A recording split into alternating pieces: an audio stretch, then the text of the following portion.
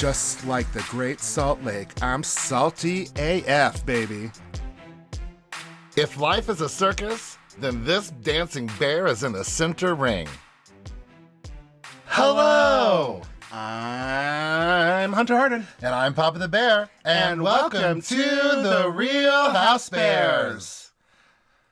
Bear, I know what you need from me, but I just don't have the energy to say podcast to you today. So I'm going to need you to deal with it. I heard that going back. Wow, Mary. Yeah. Wow. Deal with it. You deal with it.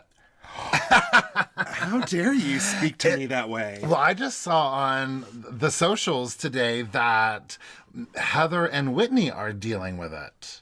What are they dealing with? So filming season 3 already, which can you believe that they're already filming season 3? That's insane. It is insane. I mean, they just filmed the reunion like yesterday. That is ridiculous. But today they were caught, someone caught them literally filming for the show at Mary's church. What are those girls doing? Well, the church supposedly has been like boarded up and closed down.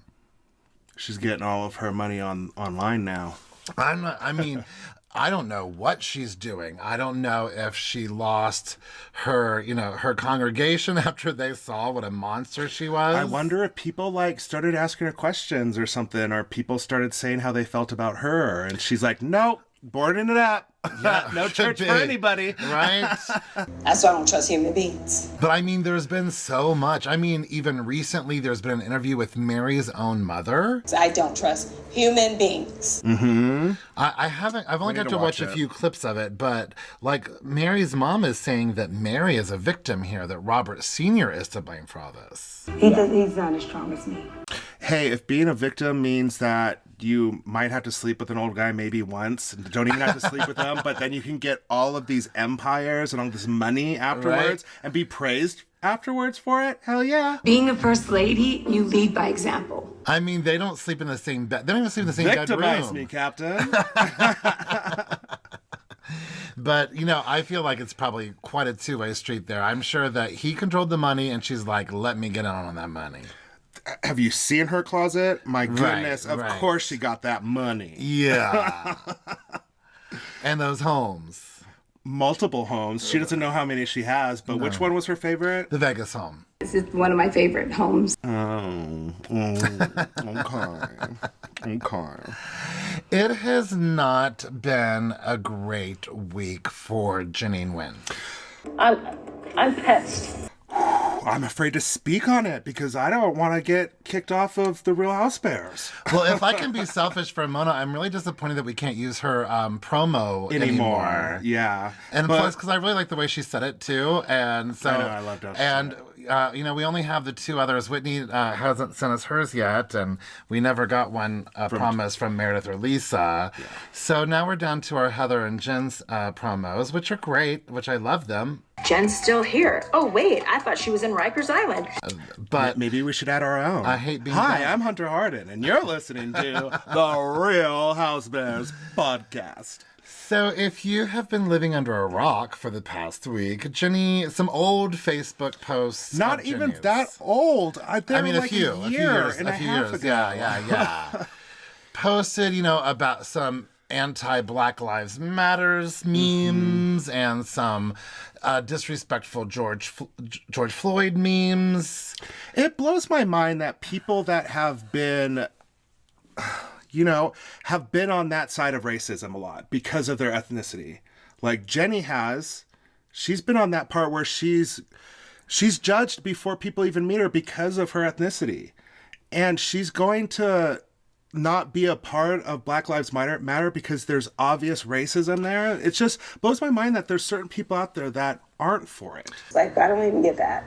Well, according to the apology that she put on her social media, she thought that she was speaking out against violence, not speaking out against rights for... I don't know. I thought I saw something that she said that Floyd was on drugs and that's why he died. Right. You can't say stuff like that. Right. You can't say anything like that. It's not right. It just blows my I mind how agree. people... It's not even someone who's been a subject of racism. Just any affluent person who has, a career that's worth protecting and having a family worth protecting, and to be, before she was a housewife, she was still had lots of businesses. Mm-hmm. And associated with all of those businesses, I don't understand how you can be so careless with your words and your posts. It's insane. It's that insane to me. It's people feel so entitled from being on social media for so long these years of being able to hide behind their keyboard. Now they can't. No. Well, most people, trolls can, but most people... but not if you're going to be on TV. If you're going to be on TV, why are you... I mean, let's maybe Fox News. Sorry to our listeners. I know, I don't want to get political. It's too messy. And one thing I would like to kind of throw out there, and I'm not even sure how I feel about it, so I'm not making an opinion, but, once like Stassi and Kristen were all fired from Vanderpump Rules, Andy Cohen himself mentioned on Radio Andy how maybe he was a little bit regretful of firing them so hastily and maybe following their story of learning a lesson and maybe redeeming themselves and growing and teaching viewers who, are thought similarly to maybe also grow and learn from this experience and become better people. Whatever they're saying, face it. Yeah, I think people think that cancel culture might make people like that it's like a big enough punishment for them to get canceled. So maybe then they're going to learn about it and be more respectful. Again, I don't know how I feel about it, because if you keep someone on the show, you feel like you're almost rewarding them with a salary for some bad behavior. And also you risk losing a massive listenership because people, and we're also in a time where you just simply can't make racist remarks and not have some sort of repercussions from it. Yeah, there's freedom of speech, but you can't just... Freedom of speech doesn't mean you can't say and do whatever you want without being, having some sort of punishment for bad decisions. And we're seeing it I saw that article or whatever about the airplanes, the flights and stuff, of how many fights and kicks-offs and cancellations of flights and people getting banned just this year. I'm totally shocked right now. Yeah, when do people decide that they can just start acting like maniacs? That one flight got turned around going to London. Yeah, it's because insane. Somebody didn't want to wear their mask. So again, I kind of see value in maybe with the right person saying, you know what, I think this person might have made a mistake. Let's follow their journey and watch them become a better person. And we can all learn from what they've learned. There is value in that. But it really, how do you determine who it is? Yeah, I think it's very depending on the person and the show. Yeah, because The Real Housewives isn't really that much about it. Yeah, I mean, Jenny made flat out racist comments. Mm-hmm. Stassi and Kristen didn't make a racist comment, but they made a horrible decision that could be easily translated into a racist action. I am the devil, and don't you forget it. Oh, yeah. So how do you determine who is worth giving that second chance? How do you determine who is actually going to show growth? I guess if you've lived through cancel culture, you are the only ones that are showing growth. Right. But it's it might have been value. Stassi went through training. So there might have been value watching her go through training and learning about systemic racism and how that affects people of color, and, how we can mold the decisions that we make and the actions that we take. There might be a value in that. But then again, how do you determine that, for example, Stassi is going to grow and learn and Jenny's not? Yeah. It's unfortunate for Jenny, but again, you just can't be racist now and get away with it. Yeah, educate yourselves. That's the best thing I could say to anybody. My mom recently found out that one of our nieces and nephews on my sister's side, I don't know, he came out as non-binary, and he also came out as being atheist. Okay. And my mom called me, and she wasn't so worried about the non-binary thing, which I thought she would be. She was just more worried about the atheist thing. And the best thing I told her to do, I'm like, don't grill them with questions, but educate yourself and then go and ask questions. Yeah. And just don't attack. Just try to learn and just try to be on the same page as them. It doesn't mean you have to accept it and think that it's right, but it's definitely letting that person that is obviously feeling like even religion couldn't help him. Right. He doesn't even want to be named anything. He doesn't even want a name. Oh, that's bizarre. Yeah, it's very... Well, not bizarre. It's not bizarre, but no, it's unfamiliar to me. It's unfamiliar. And that's what I said. I was like, well, I've never personally dealt with this. So I told my mom, I was like, educate yourself, Google things, research, and then go to him, they, I don't know. Them, and educate yourself. It's not going to hurt to learn something about somebody. For sure. Especially when it's somebody you care about. Right. And also I told my mom, I'm like, Mom, why are you also getting involved in this? I'm like, you haven't even seen this kid in years. I've never even met him. Right. So anyways, but yeah, educate yourself. If you're unsure or don't understand something, don't just go straight to your impulse of like, I don't understand it, so I don't like it. Post something about it. Yeah. Educate yourself. I learned to listen and understand people a long time ago. Learn about it. Now, I was talking about my work Housewives chat group, and somebody in my chat group considered that maybe Bravo knew about those posts before they hired Jenny and required her to delete that Facebook account, and that's why the account was deleted. What? Yeah. I mean, I don't know. I thought that was juicy. It is juicy, but I do think that she had maybe a hint of maybe being on the show and she deleted it. Yeah, I mean, if there was any question that she was going to get hired for the show, certainly. And if she deleted it, she knows it was something wrong. Right. You know? Yeah, I mean, if there was any hint that she was going to be cast, certainly they did a thorough search of her background and her social media and all that kind of stuff. Sorry, Jen, but we're not going to have any sleepovers with you, Jenny. Are you serious right now? Nope. I wonder if Meredith was sorry for constantly disengaging at this sleepover. Well, she's disengaging, so we'll let her disengage. You just couldn't let me have one by myself. No, I thought we partnered on that. Oh, okay. Yeah, I thought that was I thought you were one-upping me. I thought we were like volleying. Oh, no. Because I don't do it normally. Well, good on you for a great transition. Thank you. I did really good on I thought that was great teamwork. We're all on the same team and page. Oh, I did want to ask, has everybody seen Scream yet? Oh my gosh, it was so good. All you Scream fans out there, all the kids that are like in their 30s-ish, like me, who grew up with that as kids, you're just like, Scream was like your horror movie for your genre, for your generation. Yeah, absolutely. I mean, I'm wearing my Scream shirt today. So we definitely have to, like, sorry, but we're going to have some sleepovers and watch Scream. I was like, why is he pulling Scream up after we've already got into the episode? I wanted to have my own segue again. Are you like okay? Are you like mentally okay? Let's just do a whole episode of segues. Oh my gosh.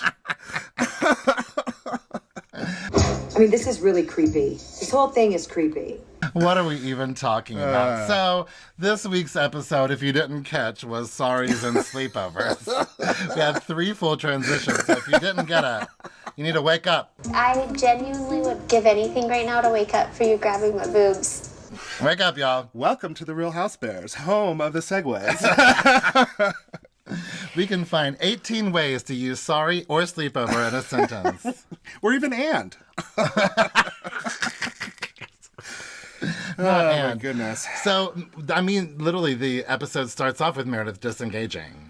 Yeah, she's over it. Meredith lost 100 pounds in this episode just from all the times that she walked between the table and inside the house. I was very surprised how many times she came back. I mean, she was running laps practically. But I mean, she had a lot to say back to everybody, but she didn't want to get attacked by everybody all at once. Well, I've been in an argument where I'm like, I can't take this argument. I can't take you. I'm walking away. But then as I'm walking away, the other person keeps saying crap that I can't not respond to. Yeah. Who's calling who a fraud? Or you start walking away and you think of something really good to come back at him with, and you all turn around and you're like, Arr!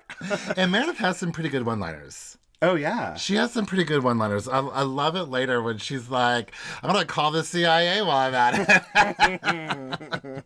So Jen Shaw has never done anything to Meredith or her family. Everyone there knows it.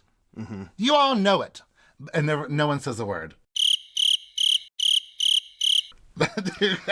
Well, I mean, where's that investigator? Can we have that investigator? Because he's 90% sure. Well, we all know for a fact that Jen has, at the very least, liked inappropriate posts towards Brooks. Did I like and repost stuff that was funny? Yeah, nothing mean. And there has been a history of bad behavior between Jen and Meredith. So Listen, it's not her history's a little sketchy. So I wouldn't be like, if Jen said that to me, I wouldn't be like, yeah, Jen, you've never done anything to Meredith, Oh, man. When Meredith at that one point just like sneaks her head out, she just starts laughing, mocking at Jen. I'm just like, oh, no. Well, she's right there inside the door listening and responding. Yeah. Why did you even go inside if you're going to keep responding? Well, she can't help it. I mean, this has been... Are we on like the third episode of this tension now? It feels like it. It's either the second one? I think it's the second. From the van and the dinner and now this? Is this still... Because this dinner is the first night. Yeah, this has been... No, there was, I think, the dinner night before, wasn't there? Let's see here. This whole trip started with the van ride from hell, which Meredith and Mary conveniently missed once again, which led to the dinner table of horrors, which then led to a beautiful display of storming outs and storming backs. Yeah, 1.5 episodes. Because later on in the episode, when Jen is talking to Lisa or Meredith, Jen says, "Have we only been here one day?" Yes. Oh, yes. I mean, I'm not kidding you. It's stressing me out. It's hard. It's exhausting. It was nice to have a nice break at the end. Salt Lake City is bonkers. This is complete insanity. I mean, we have already lost another housewife. People were writing off Salt Lake City in the beginning, but holy cow, it's the most... I never thought it could be this juicy. It's insane. So Meredith comes right back outside. She's like, I'm trying to be kind, but you keep going, Jennifer Shaw. Jennifer Elizabeth Shaw. But Jen just doesn't understand, why did Meredith hire a private investigator? So Meredith sums it up. She's like, I didn't hire an investigator on you. It's just that the private investigator said it could likely be you. I'm not saying it was you. I didn't say you did it. I don't know if you did it. But 90%, I'm sure it was you. That's basically what she said. And now Jen is going to attack Jenny because she doesn't have anything for Meredith right now. But she's still hyped up. But didn't we talk about this in the last week's episode where we talked about how there was a lot of alluding to saying that Meredith called a PI on Jen Shaw. Yeah. And I feel bad because Jenny's getting the brunt of all this just because she said it to Jenny. Or to Jen. Jenny said it to Jen. Yes. Oh my gosh. It's not easy. I've been doing a lot too. But I really thought we'd already cleared this up in the last episode. I don't know why we're still... I thought Jenny explained it to Jen in the last episode on the bus. Well, obviously, it didn't stick because Lisa and Jen were fighting. It just came all right back up. But on the bus last week, Jenny said... They cleared it up that Meredith had not specifically called a PI on Jen Shaw. And now we're having practically the same conversation. Well, either way, Jen's pissed and somebody has to pay for it. And Jenny's in the way. And Jen feels like a total fool because she's been yelling at Meredith nonstop for something that she believed to be true because of what she got from Jenny. And Jenny's like, maybe you're just not understanding the way that I was telling you. Throughout this episode, you could so blatantly see how Meredith doesn't have any interest in being friends with any of these women. But Lisa is desperate for Meredith's love, and Jen is desperate for Meredith to be her friend. Well, I think it's really that Jen just doesn't want to be in Meredith's hot seat anymore. Right now. I feel like, we've said it several times. She's already made her apologies to Brooks. She's made her apologies to Meredith. But apparently there's a lot more. No, Jennifer, there's something else. I have one more issue we have not discussed. Yeah. But Jen doesn't know that. Yeah. But Jen doesn't know either what she's done and has been caught for, or what she hasn't done and is being blamed for. Yeah. I think that's fair. But Jen Shaw's feeling like a fool, and Meredith is actually being pretty kind to her. And she's just like, first, just stop yelling. Yeah, let's just calm down. Just stop yelling. And Jen's like, I don't understand why there's still so much baggage. And Meredith's like, well, because there's a lot more that I haven't brought up. Yeah, and I don't want to be, mean in front of everyone. Yeah, but what Whitney thinks hasn't been brought up, which Meredith is clearly afraid to say on camera, but Whitney's not, is that the man that Meredith dated when she was separated from Seth hooked up with Jen Shaw. Mm-hmm. I hope Sharif ain't watching this episode. Listen. But Sharif is on the road nonstop. Maybe they have a relationship where they can do these things. I don't know. I want me some young tenders. I'm not adding anything to Jen's plate right now. Yeah. Because that Uber ride that we sent her off on, she got off on halfway through. Yeah. And we don't know what happened at that intersection. I'm not saying anything. I don't want to put anything else on Jen's plate right now. But you're just going to sit there and drop a lot of hints, Meredith? Meredith is like the queen of just like skimming over the questions she doesn't want to answer. Listen, I don't even know that she did it. I'm just 90% sure maybe she did it. I'm just joking. So that's just a really weird situation that, again, Whitney was free to talk about on TV, but Meredith was holding back. But, they can't really get a straight answer if that's really what it was. Well, the flashback to Vale with Whitney and Meredith is talking about, Jen, and she says she's done some questionable things to get dirt on everybody. What does that mean? Does that mean that she screwed Meredith's ex to get more information about Meredith? I wrote, did she screw everybody's exes to get information on people? Is she finding everybody's exes? Maybe. She's like, what's up? Like that hot guy that Heather Gay hooked up with in the first season at the party. Yes. Well, I don't know what she does, but I like it. Whitney's ex-husband. Oh my gosh. I don't know if Lisa has I don't know, but if that was true and Jen did do that, that is savage. That's research. That is doing your research, and that is savage AF. Well, Meredith is not going to give her any deeds. No. She is not, and that drives Whitney crazy. But Whitney says that Meredith not being on the van makes it look like she had something to do with Jen Shaw's indictment. The fact that you were not on the van today and you were not on the van in Vale, it looks like you may have had something to do with the fact that Jen was indicted.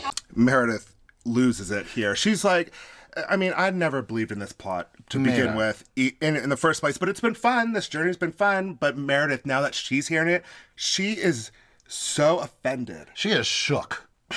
She's shook. She's shocked, shooked, and shazammed. These are not her friends. She is out. What a joke. Go call the FBI. And Whitney tries to reason with her, but Whitney's not really making any sense of like the way that she's trying to reframe it to Meredith. Plus now Mary has joined in, so now Meredith and Whitney are Have you noticed how many and times Mary's there. Mary just walks into other people's conversations when Meredith is Oh there? yeah, but Mary has not been indulging in much conflict for the past episode. She's too, been strangely odd this. Unless you're Jenny and Wynn. But otherwise, Mary has been on pretty decent behavior. She really has.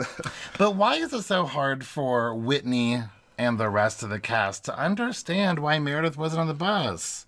She just didn't want to be uncomfortable and locked on a van with these crazy people for 5 hours. It's not rocket science. Yeah. And to say that you faked a memorial for your dead father, that is beyond that's off limits. And Yeah. that's so insulting. Again, What kind of lie is that? I know. And then Whitney's like, no, we didn't say that you did, but we were saying, well, if she did, then that would be fucked up. I know. I'm like, Whitney, shut up. Like, That doesn't make sense. You're not doing very good right now. Well, back outside, Jen doesn't feel like Lisa has had her back. And Lisa is finally able to express to Jen, like, listen, you don't understand. Meredith and I have not been in a good place. And it's because of my friendship with you. We finally.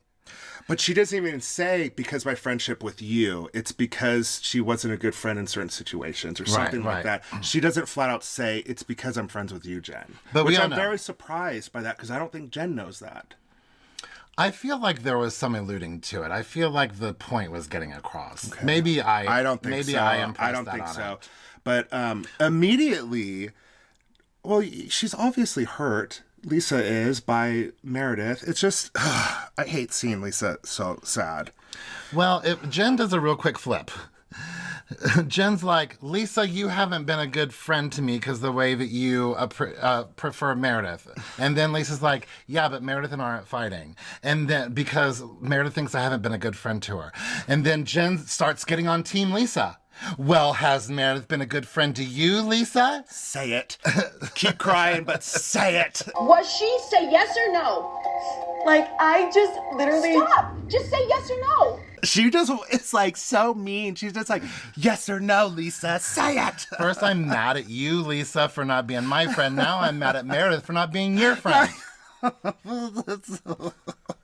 Heather Gay right now, she's just sitting back watching all this, eating her food. Like, I do not want to be in this mess. She knows the trick. I mean, that was like, it's awesome to watch, but when we have to write about it and like focus on the details, it's exhausting. Have you ever seen a housewife as successfully as Heather stay out of the drama but stay relevant on the show? Heather's center snowflake. Yeah, yet she's not really part of any conflict. I mean, I thought we were going to get some Heather and Lisa conflicts this season. I really did.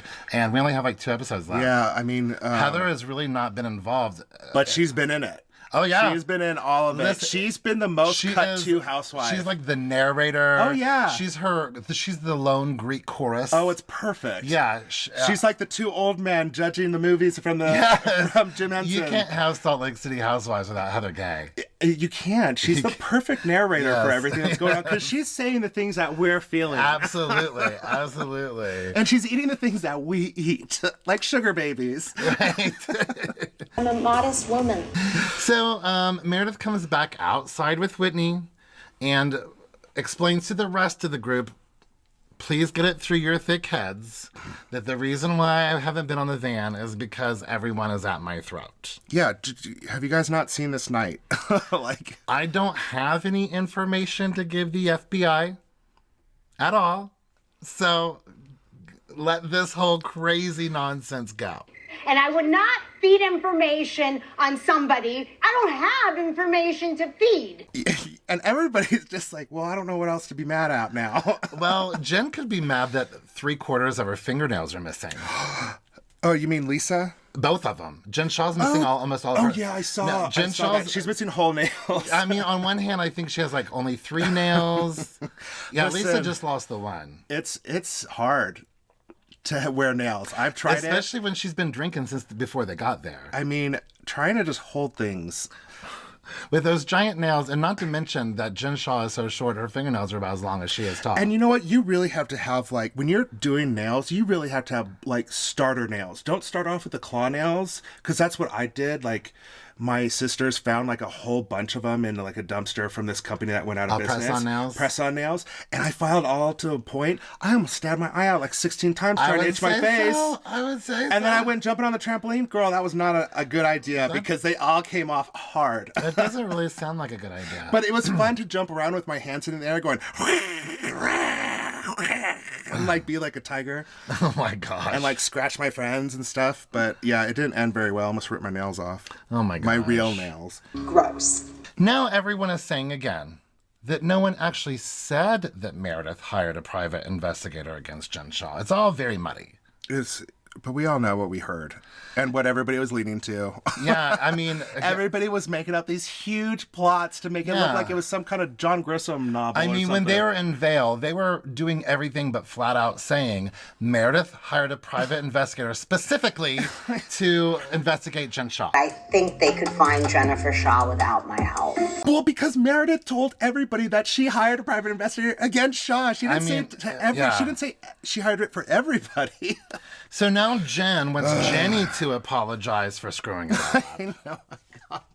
My God. Jenny, run. Just run from this table. And then Lisa's like, Jen, we all said that we knew that Meredith knew more information. We didn't say that she hired a private investigator. Period.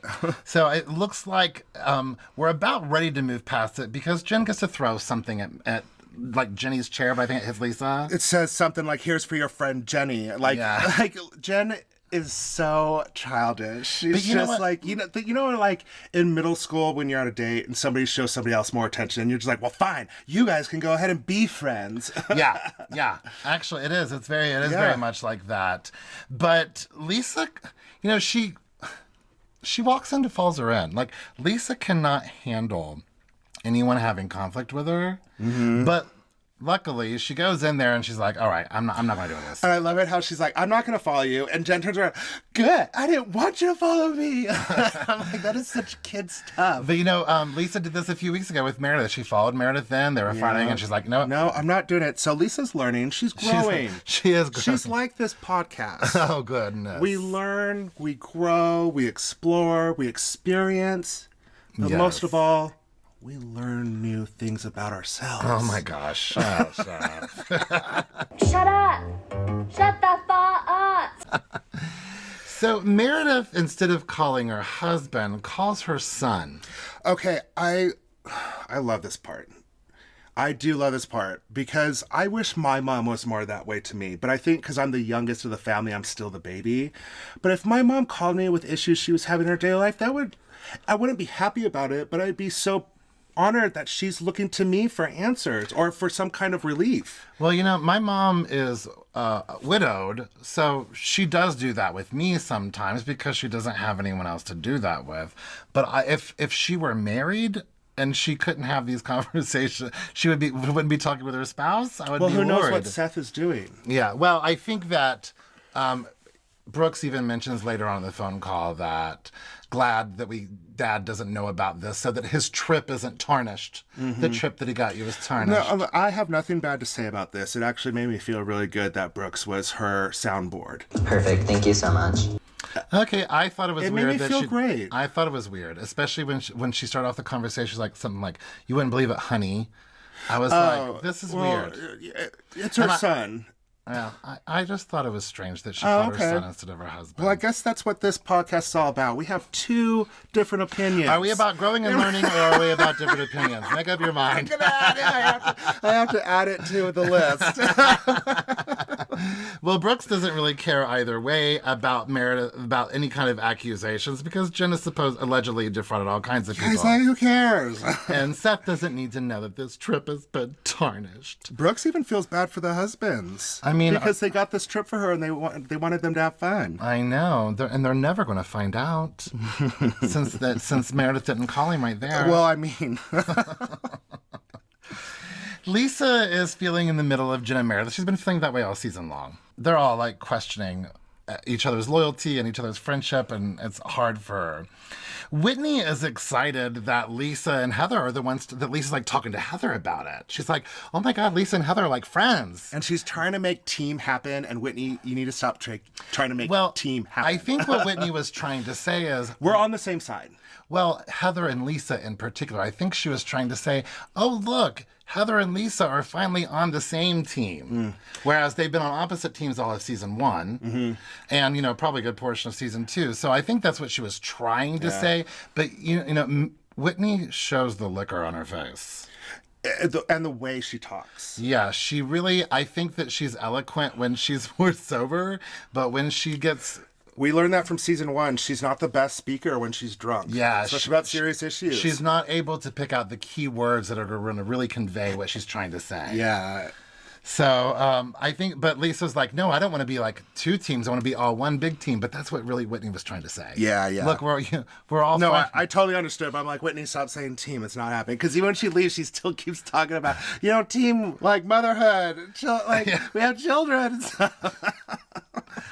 Yeah, not the best use of our words. No. Jen stops by Meredith's room, and Jen is kind of calm, and she just wants to talk for a minute. So Meredith gets off the phone with Brooks, and Jen says, like, Meredith, I understand that you didn't call the FBI, but did you know what was going down that day? This is a 9-year investigation. Do you think I had anything to do with it? And she starts crying. Yeah. But again, how Meredith's like, why, how, what? No, this is ridiculous. But it's a fascinating plot for a movie. But Meredith is being really nice. She has real compassion for Jen. You know, they do have a history. They did have a friendship. They started this show together. But you could tell Meredith obviously cares about people, whether she hates them or not. Where, like, 10 minutes ago, they were yelling in each other's faces, and now Meredith is hugging her. Yeah. But Meredith has mentioned several times how much compassion she has for Jen. Yeah. This is another time where Mary decides she needs to be there during this talk. And Mary is pretending that she has emotions.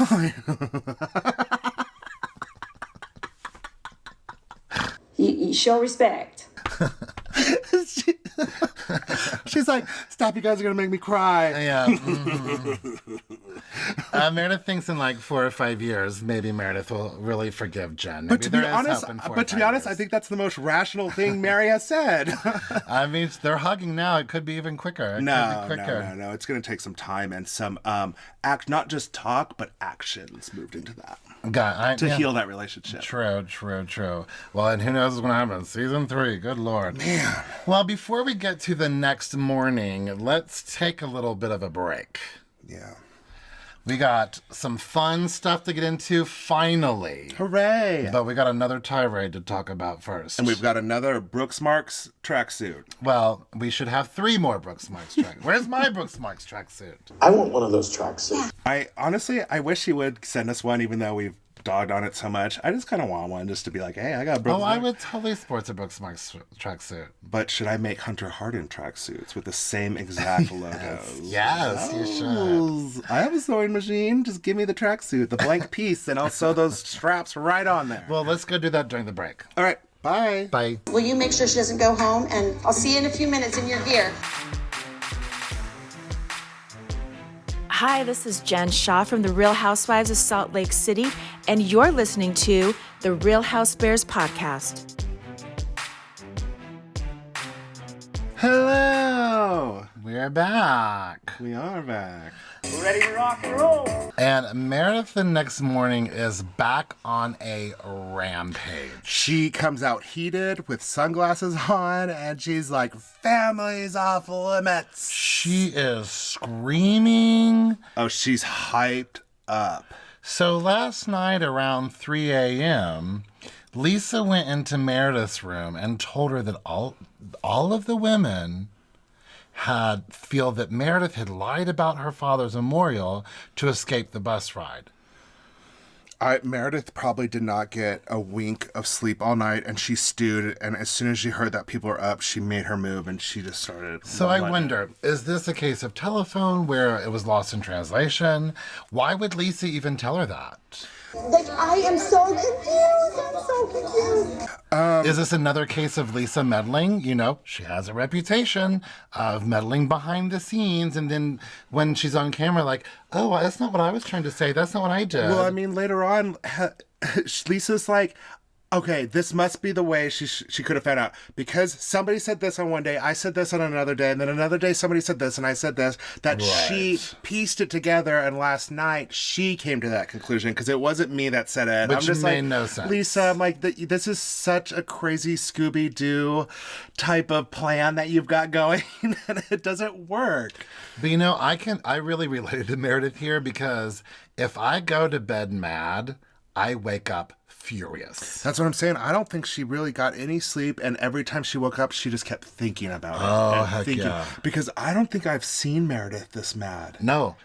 I mean, at one point, she's like screaming as loud as she can. That is off limits! I mean, you could hear it. Like throat damage. You could hear it in Heather's bedroom when the doors closed. Oh my God. You could hear it in the background. Poor Heather and Whitney have spent half this vacation locked in a room to escape. So tired. But at least this time... They're locking themselves in the bathroom. Now they're locking themselves in the bedroom. But have you noticed? They both have learned from the experiences. Because now they bring food and water and snacks to their location so they could like bunker down for a couple days if they have to. Yeah. Which seems like they're going to have to. Because if I heard Meredith that early screaming up and down the hall, I would lock the door and I'd be like, it's way too early to get screamed at right now, and I'm terrified. Yes, absolutely. And this is where Meredith's like, I'll call the CIA while I'm at it. Maybe I just need to go upstairs and call the CIA on somebody. I'm sorry, I'm busy now. I can't talk. That made me laugh.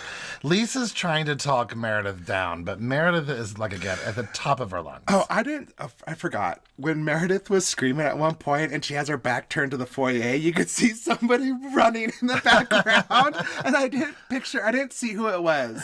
But I think it probably was Whitney. Scampering and scattering. She's like, her back's to me. Run. So now Lisa has to backtrack on everything that she said. Like you said, maybe Meredith has conflated, which I was like, conflated? Do I know that word?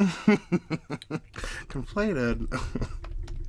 Combined. Okay. New word. Maybe it's on your word of the day calendar. Oh, yeah. I got a word of the day. I need to start bringing that up on this podcast. I'm embarrassed to say that I didn't know conflated. But nonetheless, Meredith conflating two different conversations doesn't really make sense. Mm-hmm. This is a f***ing joke. Because we didn't see it on the show ourselves. No. When Mary brought Meredith that omelet, I felt exactly like Meredith. I was like, I would rather throw up than eat that omelet right now if I'm so stressed out. But it was another reason for Mary to come in there. Yeah, and be in the way. And be in the way and just stand there. And Lisa's like, hey, Mary, can you please leave the room so that we can talk? And she just stands there hoping, I'm guessing, that Meredith is going to be like, no, she's my friend and she can be her if she wants to be. You know what I'm saying? Right. And then she's like, well, I'm glad you're doing better. So, are you, did you say something? No? Oh, okay. I thought you were telling me to stay? No? Okay. Well, I guess I'll just leave. Get out, Mary! I could have kept going and going. I know. That's why I had to Meredith you. But it was just ridiculous. And I'm like, Mary, just I know you care about Meredith, but I know what you're doing deep down. Well, and plus Meredith is the only person that Mary feels comfortable around. Well, yeah, but I also know that Mary knows that it pisses Lisa off that they're better friends. And I think that she's doing that underhandedly to her. You know, another thing that I learned is that I have always spelled omelet, Omelettte. Okay.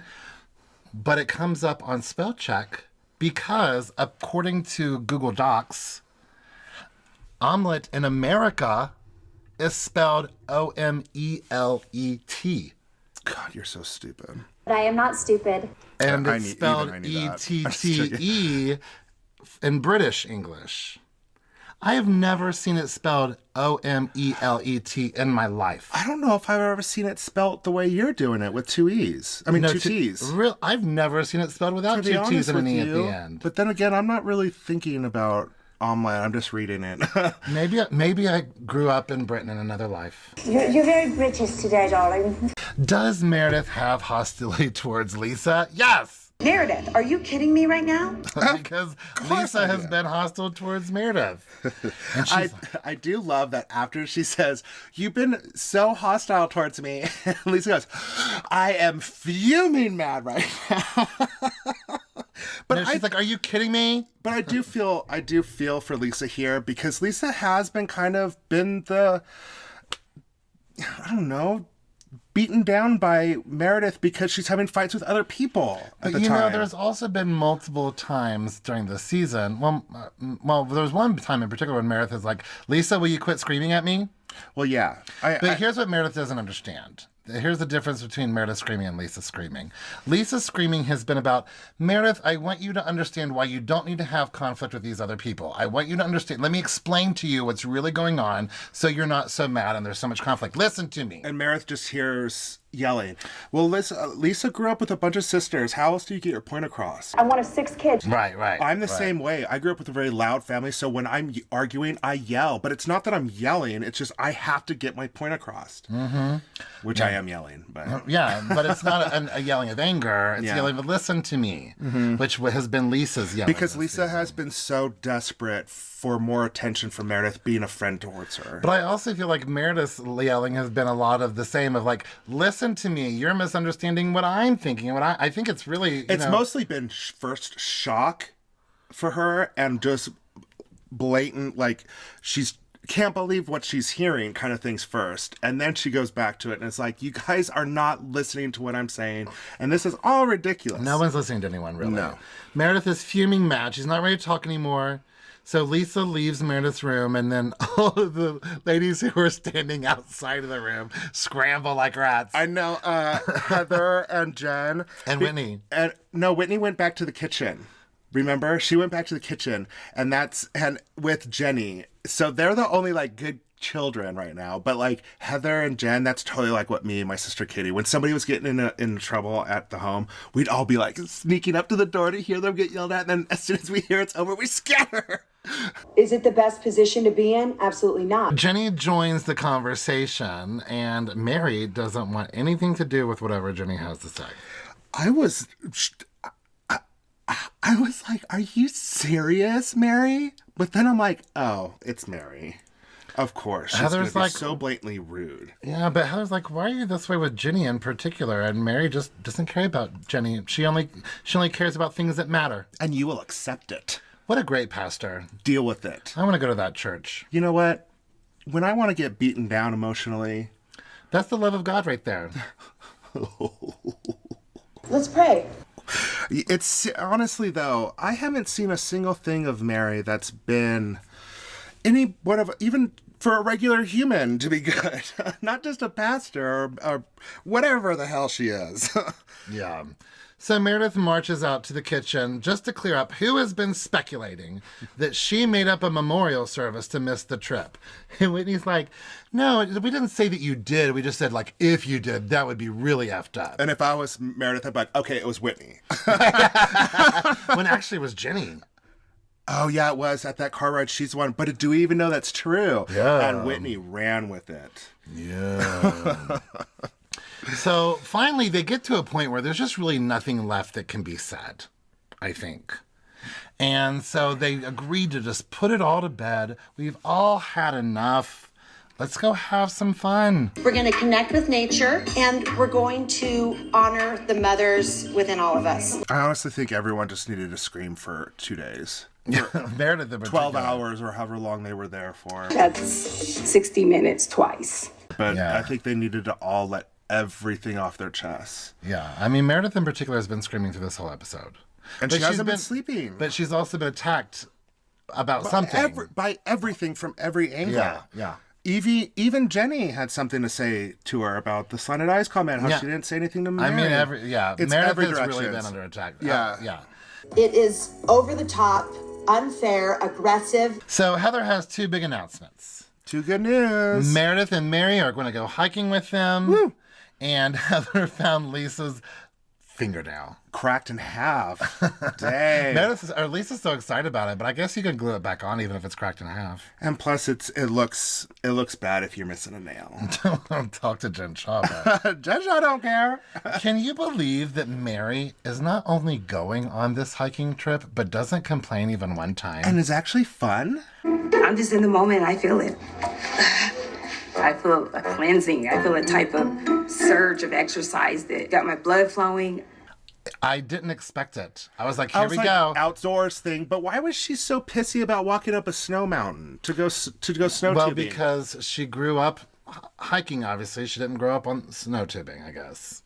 Even though she grew up in Utah. Pick your fights with Mary, I guess. Emily, the Zion Resort coordinator, greets them and turns them over to Robert and Micah, who are going to take them off-roading and hiking. In those cool little four-wheeler, like mini vehicles. Yes. I think they're called like Razors or something. I've been on them a couple times. They're fun. It looks like a fun ride. It looks like a fun and bumpy ride in particular. Oh, here. they go so fast, and they could go over any terrain, and it's honestly not that bumpy. Oh, well. They're really good. Next is the hike in the canyon. They all rappel down the first rock and they get so excited. I was surprised how everyone is so excited about rappelling down because normally it is intimidating, especially to fall back. Yeah. Because I've done that before, so me too. I'm belay certified. Were you the one coming down, or were you the one at the bottom? I'm the one holding. Yeah. But I've done both. I've done both. I feel bad for that belay because you're like 6'4", like pure muscle. And it was like, it was a climbing wall too. It wasn't out in nature. You'd fall and I would just go and just like fly up in the air. Listen, I lied about my weight on all of the intake forms. Is that going to be a problem? Yeah, Mary's not the best at this. Even though she claims to have done it growing up, she's not the best at scaling the walls. Yeah, rappelling. So it was a really nice trip out hiking in Zion, but I did not appreciate the shot of Heather's nipples. I just don't want to look at Heather's nipples. I just don't want to look at it. Just cover it up. Put some covers. They have covers. Not because I didn't want to see them, but I thought it was just rude. They were very prominent. I don't think that they needed to show that. I'm sure Heather was embarrassed by it. I think they only showed that one clip because it's the only clip that I saw. Yeah, they only show it for a second, but I'm sure Heather was humiliated by it, and I felt Oh, bad I for hope her. not. I hope not. Your body's beautiful. I don't care what nipples are hanging out. You know, Heather is pretty modest. Despite she can talk a good game, but she's real modest. So I just kind of felt bad for her that they. Well, probably she's just starting her life right now. Wait, 5 more years, she's gonna have nipple tassels on. Hell yeah, Heather. I hope so. I hope I'm there to see it. So they arrive back home after dark. They're all exhausted. Oh my God, wouldn't she be starving? Oh yeah, absolutely. When they came back, I was so starving. I don't know why. I was just starving. Well, they're tired. Their shoes are full of dirt. And, you know, I love that Whitney says what you say to me all the time. How are we going to rally? We have to rally. It's up to us. We have to rally. Let's rally. We gotta rally. We have to rally. You don't have a choice. We've had to rally so many times in our life. Oh my God, 1,000 times. And sometimes those rally nights are kind of end up being our funnest. Oh my gosh, for sure. Because we're delirious. Exactly. So Whitney and Jen go around to everyone's room, tells them they got to dress to impress. They're going to Club Zion. And let's toast to Club Zion. May we all turn up. I hope I'm not the only person out there that thought Club Zion was real Well, until they went downstairs. Right. Well, at the very beginning, I was like, oh, they're going out to a club? Okay. Like when Whitney's like, I'm going to go call a bouncer and see if all of her names are on this. I'm like, dang, really? Club Zion is popping that hard? And then she's like, come down in 45 minutes. I'm like, 45 seconds. I'm like, what? You know, I love me some Jen Shaw, but I don't like her having glam there. 100% I have glam with me. I mean, I'm not going to Zion's National Park without glam. You're welcome, everybody. I don't know, unless she's not paying for it. I have a question about glam. What? So a lot of these times the women have to travel for glam and travel and stuff. So does that mean you have to get hotels for your glam squad as long as you're there? And what do they do for the rest of the day? Well, that's where I was going. I don't know who's paying for it, first of all. So that could have something to determine. It's got to be like $1,000 a day, maybe? I mean, Erica Jane was paying for her glam squad, paying for their travel, paying for their lodging, and paying for their salary. Well, that's what I'm thinking. That's what I'm saying. Well, how does glam squads work? I don't know. I'm assuming it's not the same everywhere you go. I honestly think that on our Facebook page, we have a couple of people from glam, from some of the housewives. So, ladies, if you want to or gentlemen that are part of the glam squads, if you want to DM us and let us know what the pay thing is, how all that works, that'd be awesome. Well, what I care about is who is paying for this, because Jen's mother mortgaged her life. Oh, you just hurt me. That's so true. Oh, because don't bring that up. That makes me so sad. Yeah, that's where I was going with that. Because the whole what's time. gonna happen to her mom if she loses this case? Yeah, so I mean, I want to know. I mean, maybe Bravo paid for it. Maybe a friend paid for it. I don't know. But if I owed $1 million, $500,000, $2 million, any kind of part of $1 million on bail, I would not be spending money on things. So I don't know. But you know what? Thank you, Jen. You look great. Yeah, she looks great. And I love me some Jen Shaw, and hopefully there's a reasonable explanation for it, but I don't like singing it. Yeah. I know I need to be a better person all around. I love Lisa's olive green jumpsuit. Oh, I love that. Beautiful. Jenny looks really cute in that sequin cocktail dress. Meredith is wearing more feathers. Come on, Meredith. I forgot to say this. When I wrote down Whitney and Jen are going around getting everyone hyped up for Club Zion, and they're like, dress to impress. I wanted to be no goddamn ostrich feathers. Well, Meredith wouldn't have gotten the message anyway. Meredith can't not wear more feathers. Whitney has been defaulting to a black cocktail dress a lot this season. Have you noticed? Whitney has? Yeah, she wore a black cocktail dress to Club Zion. She wore a black cocktail dress to something earlier in the season, to Seth's party. Oh, yeah. Which I'm surprised. I mean, she looks gorgeous. This season has been kind of uncolorful. No, for Oh Whitney. no, actually no, because Well, for Whitney's dresses. For Whitney's dresses, because Meredith has been No, all over the Whitney's dressed scale. in black. Meredith is in a great mood. Hiking must have really done her good. But that's why this group does actually work, even with the fighting, even with the drama, even with the craziness. We can have a good time, at least for a night. You know? Mm-hmm. Lisa apologizes to Whitney and Heather, explaining that she didn't mean to stir anything up with Meredith. She also apologized to Meredith for getting her stirred up. Mm-hmm. Lisa invites everyone to a Vita event. And Mary's like, tonight? I can't do it. Lord help me. I can't do it. I would be the same way. I'm like, tonight? No, but it's not tonight. It's going to be a cool, 80s vibe.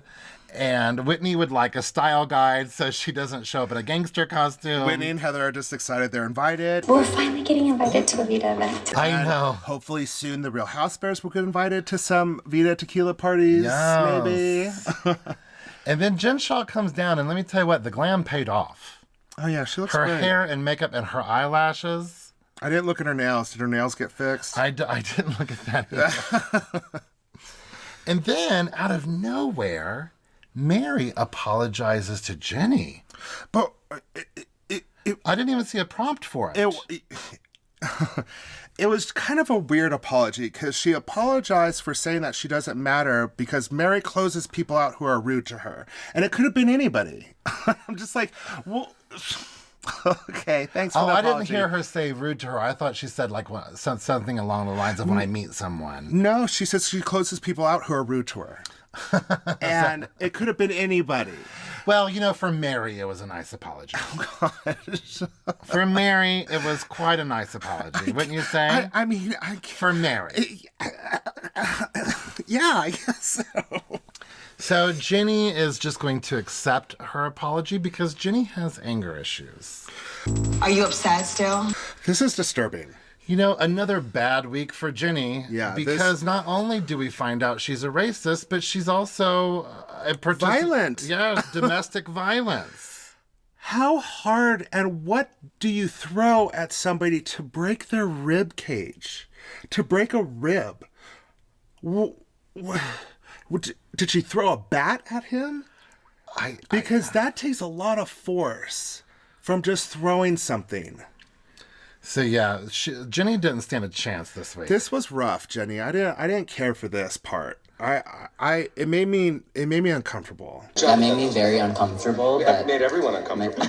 Yeah. But she learned to forgive and let go in anger management, so I guess we'll try to do the same. Well, thank God. I imagine if Jenny didn't go through anger management at the beginning of this Yikes. season. And remember when she was talking about, I grew up in South California, I'd take off my earrings. A lot of people are like, oh, no way. Jenny, she's blah, blah, blah. There's no way. And I'm like, she grew up with a hard life. She came to the United States not knowing anybody or anything. Yeah, so the fact that she's scrappy shouldn't be a surprise. So, yeah, hell no. I bet you she's gotten in fist fights in her life. Oh, yeah, 100%. Well, probably with Dewey. As an adult, the way it sounds, before she went through anger management. I don't like it either. Well, Whitney went and checked with the bouncer so everyone can get in. And they do turn it up. They do. They rally hardcore. Thank God for that pole. Yeah, the downstairs has all kinds of cool lights, the stripper pole, lots of Vita tequila.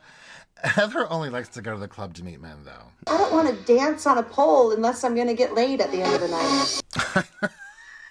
Did you see her on the couch? She's like, what is this? But we just had a conversation with our friend the other day about the difference of going to a gay bar as a single person versus going to a gay bar as someone in a relationship. When you go and you're single, a gay bar is all about the flirt and the game and the yes, absolutely. When you go there as a couple, a monogamous couple, then it's really just to go be with your friends and to sightsee. And basically, all you're doing the whole time is telling people, "Sorry, I'm married." Right. Sorry, I'm married. Sorry, I'm married. Sorry. Especially at gay bars. Ooh. No, don't ask my husband if you can hook up with me. That's happened. But I just got an offer on Instagram the other day asking if we want to hook up, and I'm like, no, we're monogamous. And he's like, oh, well, if you guys ever think about it, add me. And I'm like, I've never talked to you. So I was like, okay, Heather, I got you there. I got you. But everyone gets along. Everyone has a great time. Barlow does the splits and pulls a groin muscle practically. Mary hasn't been a grouch or mean the whole night. Everyone I'm blown away. But Mary doesn't make it to the hot tub, I don't think. She makes it out for a little bit of the night, but that's... It looks like maybe even Jenny doesn't make it to the hot tub. I didn't catch that, because they mentioned the next morning, why weren't you up with blah, blah, blah. Why didn't you stay up with me, I think Meredith said. I think Jenny and Mary did not make it to the hot tub, but those trifle bowls did. They are enormous. They bring those big trifle bowls for their wine glasses. Whitney's got her breasts out. Zion's Club really turned up. You get those, bro? I mean, you've already been complimented by other people's husbands on this show. You might as well throw those babies out there. And then the last time mark they show us is at 3:15 a.m. And according to Jen, and a little bit later, they were up until like 5:30. Did you catch that one part where they're in the hot tub and Whitney sits up and she's like, Meredith, you like my dress? Yes. When are Whitney and Justin going to hook up with Meredith and Seth, I wonder? Send me the video. Do it. So, if they didn't go to bed till 5:30, they woke up at 9:30. I mean, even when Meredith wakes up next to Lisa, I was like, what? And brushing her face with that giant makeup. I didn't know they made makeup brushes that big. Oh, I thought it was like some kind of like prop or something like that's sitting on someone's counter or something. I don't know. I just assumed it looked like a makeup brush. So I just assumed it was a giant huge makeup brush. It's like a body brush. I mean, I didn't know what else it could be. So yeah, Lisa's in her bed. Jen and Whitney are in the other bed. Whitney's like, you guys, it's not time yet. Yeah, she's like, y'all, go to bed. Here, take these caterpillars. Oh, I mean, Jen's eyelashes. They are everywhere. And they're huge. They are huge. I mean, I bet she stacks them. I had no idea people stacked eyelashes. Yeah. I've worn big eyelashes one time, just one pair. I couldn't open my eyes. I know. I get so tired. I'm like multiple eyelashes. Oh, no. I would fall asleep standing there because my eyes would be pressured pressured down. Well, even though everyone's in Lisa's room, she doesn't like to share as an adult. Remember that. Listen, girl, I understand you. I'm the youngest of 5 children. We don't share. I don't have to share everything with everybody. But at least no one's fighting. So, hey, share my bed. And then they go out for breakfast. And can you believe that Lisa is eating Kit Kats for breakfast? That bitch. She's Man. so tiny. I don't get it. And she eats nothing but sugar and carbs and well, I guess protein. eating candy first thing in the morning is the best thing because you're going to burn it off for the rest of the day. Okay. I'm going to start eating Kit Kats for breakfast. Yeah, I'm in. Thank you, Lisa. I'm in. Thank you for allowing that to happen. Thank you. Lessons from Lisa. I will send you my dentist bills. Diet bits from Lisa. Diet tips from Lisa. Drive-through dieting tips with Lisa. I love that. Again, though, I bet she has super small portions. I don't know what she does, but she probably had 2 mini Kit Kats for breakfast, and then she had a fish taco from Del Taco for lunch, but only one. But the fact that she doesn't work out and stuff either, I'm like, girl, you got a great body. I say she just eats so little. She looks fit, and she moves constantly. I bet there's not a moment where she's not standing up and walking around. Yeah, I would say that's the secret to her success is being in constant motion and eating very small portions. When Mary wakes up and walks down there, she's like, what are y'all doing up? Right. Y'all were up all night. You guys were up all night, and it's like 9 a.m. One thing that I neglected to mention about Mary, though, I love her using her natural hair. Oh, I wanted to say that, too. I love it when she's natural looking. Me, too. A little makeup, just her hair. I think she's so pretty. Yeah, I agree. Well, thank you all so much for a wild week. I'm so glad that we had a little bit of levity this week because all of this stress has been exhausting me. This is the best girls trip ever. Yeah. And I like to see them fun and have a great time. Me too. Like, I love the drama, but this has been like a couple episodes of like kind of the same And Salt Lake City keeps dropping more bombs. Yes, and Salt Lake City has just been nonstop drama. And they haven't, like, we said at the beginning of the season, Heather told us that Jen Shaw's situation is the least part of the season. Yeah. And she was right. Because I was like, what other things could they be doing right now besides the Jen Shaw case?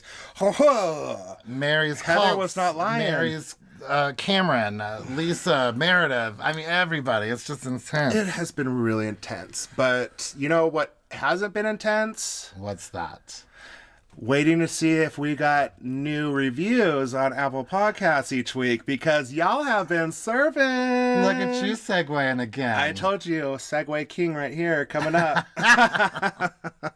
Well, tell us all about it, stud. So we actually have 2 brand new reviews on Apple Podcasts. And they're great reviews, and too. Yeah, they are really, really good reviews. So I would like to first off, great find with Reality Listener. I love it. Thank you so much, Reality Listener. I'm so glad that you found us. Yes. Welcome. And welcome to being famous right now. Yes. Be careful going to the grocery stores now. Wear sunglasses, like a hat and a cute hat or something, cover up a lot, because you're famous now. Millions of listeners. Y'all are famous. Love you. And our second one is Colleen Murr. Love you. COLLEENMUR. Housewives Whisperers. Yes, ma'am, we are. Now, is that the one that found us through Heather Gay's podcast through Yes. Live Lab? So this one found us through Heather Gay's podcast. Which reminds me, we gave you all a task earlier in this season, that the episode where we were on Live Love Lab, the podcast with Heather Gay and Dre Robinson, but Dre Rob is her social media, that the episode that we were on was their second most played episode. So we gave you the task of going and checking out the Live Love Lab podcast, and especially listening to our episode. So get us to be the most highly played episode, and also just check out Live Love Lab podcast. It's good for your soul, and it's like hanging out with your 2 best girlfriends. Yeah, I really enjoy that podcast. So thank you, C. Colleen Murr, and also to Reality Listener. We really appreciate your support, and thank you so much. I don't have to threaten anybody. I mean, this whole honey and vinegar kind of thing is really working for me. So I'm going to give some more honey, and I'm going to say thank you. Thanks, honey. Thanks, honey. Well, I would also like to ask if you would be so kind as to follow us on our social media. On Facebook and Instagram, we are The Real Housebears. On Twitter, we are Real Housebears. And you can email us at therealhousebears@gmail.com. You can also find us on YouTube. And of course, you can listen to us wherever you listen to your podcast. We're everywhere. Wherever you're listening right now. Well, I mean, right now, wherever you're listening. But if you are on Apple Podcasts right now, after this episode, scroll down on our page, give us a 5-star review or rating, and then give us a cute little review, and you will be just as famous as how many other people do we have on? 67 ratings. Oh, 67 reviews. People. That's awesome. And you know what? Maybe we should go back all the way to the very first ones and just start saying their names all over again. We probably should. We never made them famous, and they were our first supporters. Yeah, we need to do that. We need to do that. All right, thank you all so much for listening. Have a great week. Bye. Okay, love you. Bye.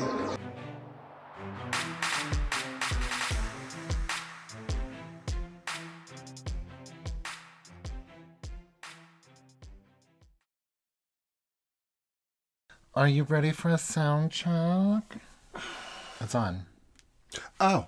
I was fixing my hair for the sound check. You was primping in the camera.